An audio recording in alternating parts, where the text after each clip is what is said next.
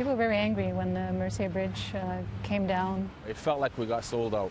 And all the leaders got together and said, this is how we're going to de-escalate in Kahnawake.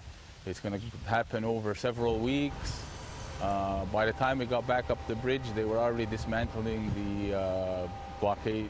Essentially, that was the only thing that negotiations were about. Because of that happened, we felt like we abandoned Kahnawake.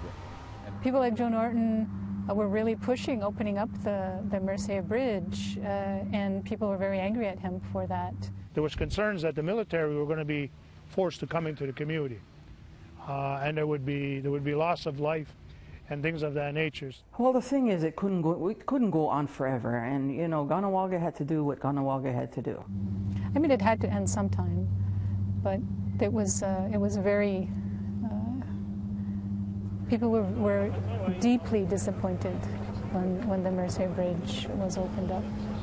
And that left Kahnawake with no protection.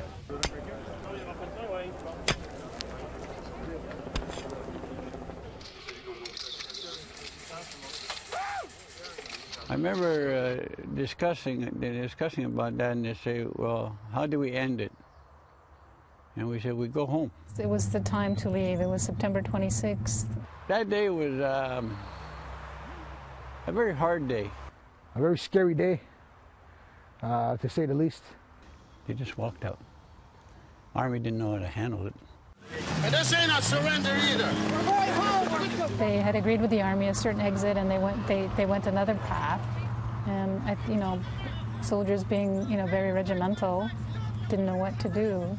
It's kind of like a tumult. It started right after that. The cops got really aggressive. They just wanted an excuse to hurt our people. I got hit in the back of the head with a M16, and they still could not get the handcuffs on me behind. I was in the ditch. At this point, it was very nerve-wracking. I thought this was it. They're gonna either beat us all up or they're gonna shoot us. They had one handcuff on me, and I was half conscious, half awake. I felt helpless. I really did. I had a lot of feelings that weren't always the best feelings. Like I wanted to be part of it, and I couldn't do it. I couldn't physically be with them. And I go to get up, and I go to throw a punch, and I had to throw in some good punches. I got some shots in, And he says, "Warrior," he says, "it's over." Where they were loading everybody on the bus, he says, "Go with your men." He says, "That's where you belong." He says, "It's over." So I go stand by the bus. They're searching everything. They never search me. I got a pair of camel pants on and a sweatshirt. I got a big pair of toenail clippers in here, So these guys are standing in front of me in the aisle, and they got their hands behind his back. And I take those, geez, they never even took my clippers, I snip the end of the plastic. I go like this, boing. I said, pass them down.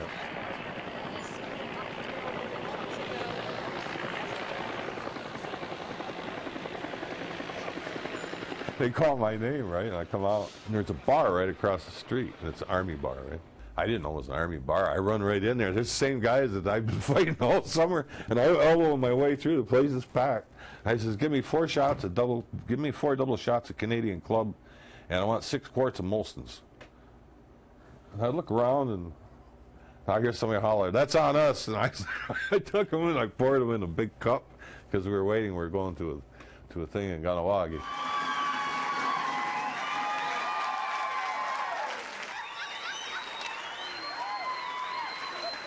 When people to this day are still carrying that post-traumatic stress syndrome. I was very down after the crisis. Took me many years to get over it. I mean, I had a lot of feelings of guilt for whatever reason, right? Like I felt like I should have done more. So what the hell did we fight for anyways? Come back, it's worse than it is now. There's more cops than when we left. I was never more depressed. It's normal to feel these things. It's normal to feel a little bit down. It's normal to feel angry. But it's what you do with those feelings and how you get rid of them. I think that's the key to surviving. We remember, as the French in the province of Quebec like to say, "Je me souviens." So we remember too, because it's not that long ago. But did it accomplish anything really? No, not really. When you look at it, nothing was settled. There was still a lot of tension, right? It didn't end on September 26th. There was subtle forms of retribution by the government of Canada, Quebec, and SQ afterwards. The harassment was terrible. Yeah, what it did was it generated that spark. And we've heard that from all the people years after who came by and says, you know what, you awoken us. It kind of was a resurgence of that resiliency and resistance to colonial legislation, colonial racism, and the institutionalized racism that still exists in Canada. Hopefully we never have to do it again, but if we do, I'll see you there. I think it's worth it when I look and walk in the pines and see them still standing there. I think our ancestors would have been proud. It was a collective effort. Somebody said, what did we get out of 90? I said, if you can't see it, I feel sorry for you because it's all around you.